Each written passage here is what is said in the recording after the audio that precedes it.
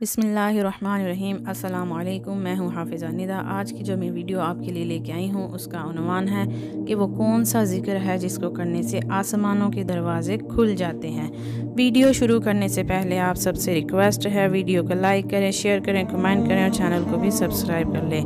تو چلیے دیکھتے ہیں وہ کون سا ورد ہے جس کو کرنے سے آسمانوں کے دروازے کھل جاتے ہیں۔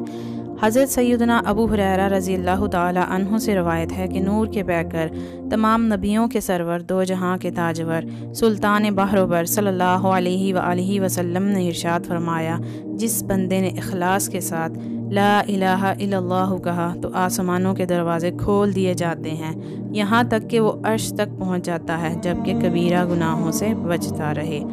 تو میری یہ دعا ہے کہ اللہ پاک ہم سب کو، مجھے اور آپ کو، کبیرہ اور صغیرہ دونوں گناہوں سے بچنے کی توفیق عطا فرمائے اور ہماری عبادتوں کو اپنی بارگاہ الہی میں قبول عطا فرمائے۔ وما علینا الا البلاغ المبین۔